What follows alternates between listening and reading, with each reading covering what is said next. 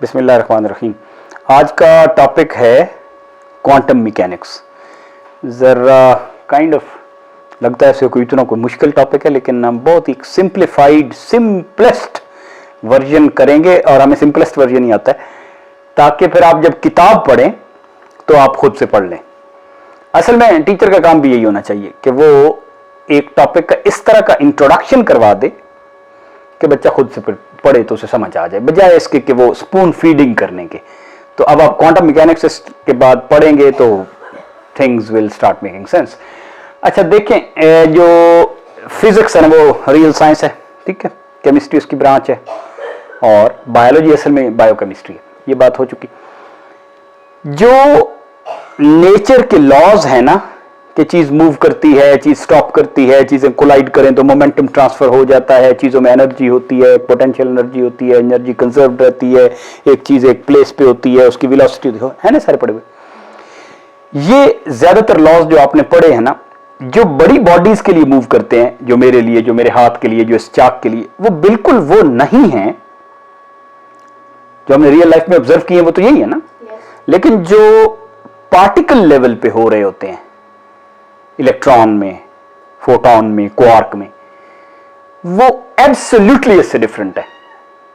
ठीक, उनको हम मिसाल के तौर पे पेश करते हैं कि ये मूव कर रहा है और ये, but actually they are not like this. ठीक, और यानी कि इस आप समझ लें कि हमारी एक तो बड़ी बॉडीज है ना, मैं इनको बॉडीज ही कह लेता हूं, आम जो अजसाम जो हमारे इर्द गिर्द हैं जिनको हम टच करते हैं, हालांकि वो छोटी बॉडी से, माइक्रो से और सब पार्टिकल्स से, एटम से बने हुए हैं ना, लेकिन दो किस्म की साइंस हो गई। एक बॉडीज के लेवल पे, मैक्रो लेवल पे, यानी कि हमने एक चीज का प्रेशर मालूम किया, फोर्स मालूम की, और एक बिल्कुल, मैं इसको माइक्रो भी नहीं कह रहा, नैनो लेवल पे, जो इलेक्ट्रॉन, फोटॉन्स हैं, क्वार्क्स हैं, लेप्टॉन, बोसॉन्स। ठीक, इनका बिहेवियर और इनका बिहेवियर टोटली डिफरेंट है। एक ये चीज ध्यान में बिठा लें। ठीक, और दूसरा, चीजें जो फ्लो कर रही हैं at lower velocities, real life की वेलोसिटी, स्पीड्स, वो, और वो चीजें जो बहुत तेज मूव कर रही हैं रिलेटिविस्टिक वेलोसिटी पे, जो स्पीड ऑफ लाइट के कुछ अच्छा फ्रैक्शन है, से लाख किलोमीटर पर सेकेंड। स्पीड ऑफ लाइट कितनी है? तकरीबन 3 लाख किलोमीटर। तो ये वहां पे वो हमारे कानून मोमेंटम एनर्जी वाले, कंजर्वेशन वाले, वो नहीं लगते। ये वेलोसिटी की वजह से तब्दीली है और ये पार्टिकल के साइज की वजह से तब्दीली है। क्वांटम मैकेनिक्स जो है ना, या क्वांटम फिजिक्स एक ही चीज है, लेकिन इसको आप पार्टिकल फिजिक्स से कंफ्यूज ना करें। एक होता है पार्टिकल फिजिक्स, वो इसमें ओवरलैप भी कर रही है, लेकिन इसमें पार्टिकल का कॉन्सेप्ट ही डिफरेंट है। राइट, तो ये, इसके लिए जो रूल्स हैं वो बिल्कुल डिफरेंट हैं, इसके लिए जो रूल्स हैं वो बिल्कुल डिफरेंट है, और अगर स्पीड डिफरेंट हो जाए तो फिर रूल्स बिल्कुल डिफरेंट है। इंसान अभी इस लेवल पे नहीं आया कि इन सब के लिए एक ही मॉडल बनाए। राइट, तो ये जो है, ये आमतौर पे ये जो आप पढ़ते हैं ना, न्यूटन वाली मैकेनिक्स, क्लासिकल मैकेनिक्स, पुरानी फिजिक्स, जो ये वाली है, ये नई वाली फिजिक्स है, मॉडर्न फिजिक्स, जिसको क्वांटम फिजिक्स। तो ये कैसे डिफरेंट है, इसका हम थोड़ा सा ये लेते हैं कि बात तो यहां से शुरू हुई थी कि जी फर्ज करें एक एटम था ना, और एटम से हमें पता चला कि नहीं, एटम का मतलब होता है अनकटेबल। एटम से फिर बात चली कि नहीं, हमें एक इलेक्ट्रॉन बाहर मिला, उसके सबसे पहले इलेक्ट्रॉन मिला था ना, उसके बाद रदरफोर्ड ने एक न्यूक्लियस डिस्कवर कर लिया। रदरफोर्ड के न्यूक्लियस के बाद रदरफोर्ड ने ही उसके अंदर एक प्रोटॉन डिस्कवर कर लिया। उसके बाद एक बंदा आया, उसने कहा कि नहीं यार, ये इस तरह तो इनकी मैसेज बराबर नहीं, और ये अंदर कोई और भी जर्रा है जो लगता है कि न्यूट्रल है। न्यूट्रॉन डिस्कवर हो गया, चैडविक ने डिस्कवर किया। फिर पता चला, नील बोहर आ गया, उसने कहा कि यार ये जो इलेक्ट्रॉन है, दो बंदे पर्टिकुलरली मैं एक का जिक्र करूंगा, बामर ने कहा कि यार ये जो हाइड्रोजन का एटम है, इसको जब हम एक्साइट करते हैं तो ये बड़े डिस्क्रीट एनर्जी पे एक्साइट होता है, कंटिन्यूअस नहीं होता। जैसे एक चीज को हीट अप करते जाते तो टेम्परेचर लगातार बढ़ता जाता है, नहीं, ये it excites to a step, फिर अगला स्टेप, फिर अगला स्टेप, इस तरह करके होता है। लेकिन तो ये जो बामर ने ये चीज बताई, इसको एक्सप्लेन कोई नहीं कर सका। फिर नील बोहर ने कहा कि लगता ये है कि यार ये ऐसे कंटिन्यूअस नहीं है, ये क्वांटिटी में ऐसे जंप लगाता है स्टेप वाइज। ठीक, तो ये एक बात पता चली। और फिर पता चला कि नहीं, ये इलेक्ट्रॉन भी है ना, ये भी बाहर जो है ना एक वेव की तरह ही है। इलेक्ट्रॉन जो है ये बाहर इसका बिहेवियर एक वेव की तरह है। तो एटम से बात शुरू हुई और इलेक्ट्रॉन इज अ वेव पे जाके बात पहुंची। इसमें ये जिस बंदे ने इलेक्ट्रॉन डिस्कवर किया था ना, उसका नाम था जे थॉम्सन। जे थॉम्सन, उसका बेटा था अनदर थॉम्सन, जिसने ये बताया था कि नहीं इलेक्ट्रॉन इज अ वेव। दोनों का नोबेल प्राइज है इस पे। इलेक्ट्रॉन इज अ पार्टिकल, सब particle, atom is a particle and electron is a wave. तो पार्टिकल बन गया वेव। अब दूसरी तरफ देखें, जिसको हम वेव समझते थे, क्या चीज बोला? Light, heat light. तो हीट लाइट दोनों की बात की जा सकती है। हीट और लाइट एक ही चीज है ना। आप वो जो आपका स्पेक्ट्रम है उसमें आप देखें तो अगर फर्क करे, लाइट इधर है तो लाइट से जो कम की है वो इंफ्रारेड है ना। तो इंफ्रारेड असल में क्या है? हीट है ना। उससे ज्यादा एनर्जी हो जाए तो फिर ये विजिबल लाइट हो जाती है। क्या हो जाती है? Visible light. और उससे ज्यादा हो जाए तो अल्ट्रावायलेट हो जाती है, फिर एक्सरे, फिर गामा, फिर कॉस्मिक। ठीक, तो असल में हीट और लाइट वेव्स से तो हम आशना थे ही ना। तो इंसान ने, ये अल हेशम ने, जिसको इब्न अल हशीम कहते हैं, ये हमें बताया कि यार ये लाइट होती है और ये टकराती है, रिफ्लेक्ट होती है। इसके बाद लाइट का कॉन्सेप्ट, अगला जंप किसने लगाया? न्यूटन ने। न्यूटन ने कहा यार ये तो कलर्स है और ये कलर्स में डाइफ्रैक्ट होती है, और डाइफ्रैक्ट होके एक जगह पे नहीं फोकस होती, मुख्तलिफ जगह पे फोकस होती है। इसको क्या कहते हैं? क्रोमैटिक एबरेशन कहते हैं ना। क्रोमैटिक एबरेशन कहते हैं। न्यूटन ये प्रॉब्लम सॉल्व नहीं कर सका, तो इसलिए वो लेंस नहीं यूज करता था अपने टेलीस्कोप में, वो दूसरे यूज करता था। क्या बोलते हैं? मिरर्स। वो कन्वेक्स या कनकेव मिरर यूज करता था, कनकेव मिरर। उससे फिर क्रोमैटिक एबरेशन नहीं होती। तो न्यूटन आ गया। अब न्यूटन के बाद मैक्सवेल आ गया। मैक्सवेल ने कहा नहीं ये तो इलेक्ट्रोमैग्नेटिक वेव्स है। क्या कहा? ये इलेक्ट्रोमैग्नेटिक वेव्स है। मैक्सवेल के बाद प्लांक आया, जो इसी को स्टडी कर रहा था, ब्लैक बॉडी को। ब्लैक बॉडी रेडिएशन के, ब्लैक बॉडी को हम करते हैं तो वो एक खास वो निकालता है। ठीक, तो उस रेडिएशन को स्टडी करते वो इसी नतीजे पे पहुंचा कि ये भी क्वांटाइज्ड है। फिर न्यूटन आया, आइंस्टाइन आया। तो आइंस्टाइन ने जो फोटो इलेक्ट्रिक इफेक्ट कहा, उसने देखा कि यार एक प्लेट के ऊपर अगर फोटोन गिर रहे हैं, वेव्स गिर रही हैं, तो वो जितना मर्जी इस पे गिरते रहे, एक सर्टेन एनर्जी लेवल से वो कम हूं तो वो उसको, उसमें से पार्टिकल निकालती नहीं है। तो इसका लग ये रहा था कि ये जो फिर इसमें से पार्टिकल निकलते हैं। तो इससे नतीजा क्या निकला? इससे उसने नतीजा ये निकाला कि ये जो फोटॉन्स हैं, लाइट जो है ये पैकेट्स की तरह फॉल कर रही है, ये वेव्स की तरह नहीं फॉल कर रही। It's not transmitting energy like waves should do, it is packet. तो एटम इधर बन गया वेव, इधर जो वेव थी बन गई पार्टिकल। ये फोटो इलेक्ट्रिक इफेक्ट है। ठीक है ना। अब ये एटम और पार्टिकल और वेव का बिल्कुल ही, तो इसका मतलब क्या हुआ फिर कि भाई पार्टिकल पार्टिकल है, वेव है, दोनों है। ये जो चीज है अब रियल लाइफ में तो नहीं होती।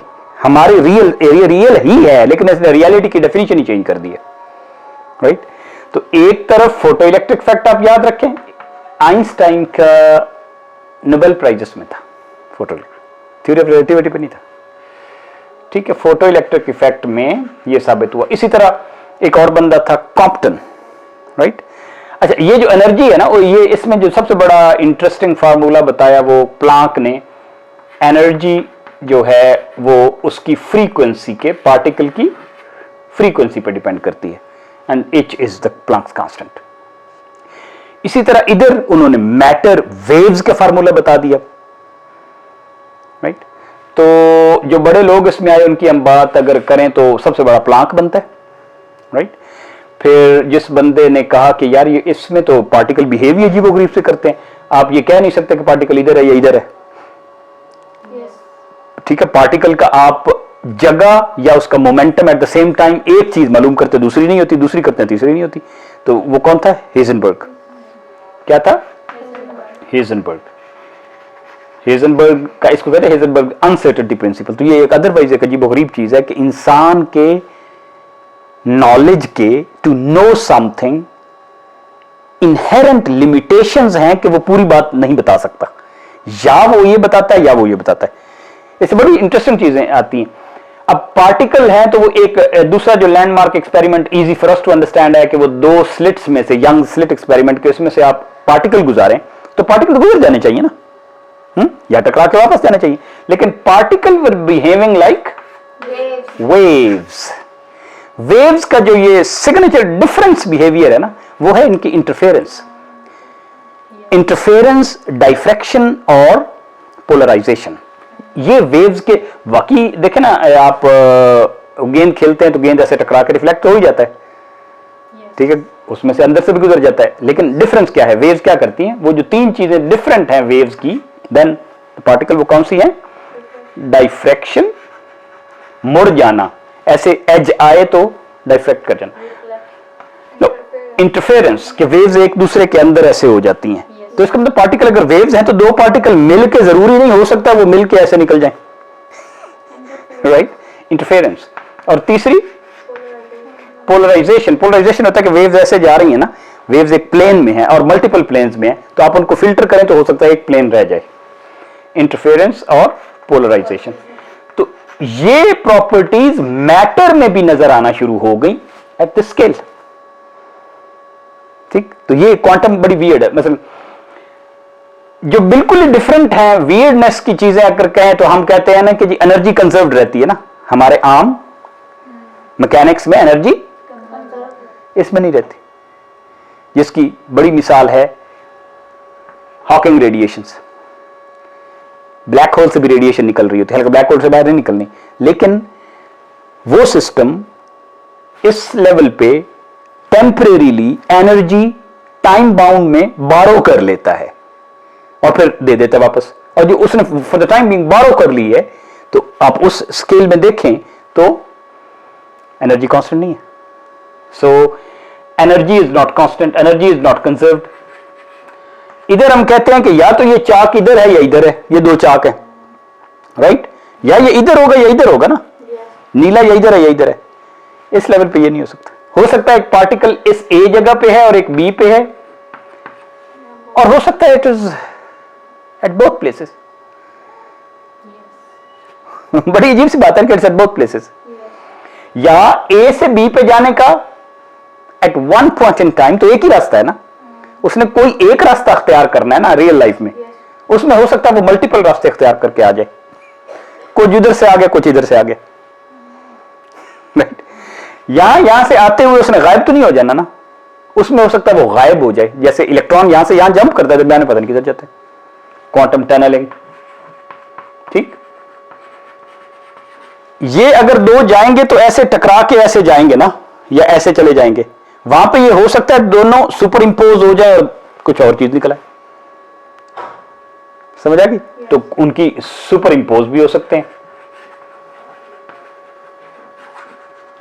तो कोई भी वो रूल जो हम आम रियल लाइफ में करते हैं वो क्वांटम में नहीं चलते।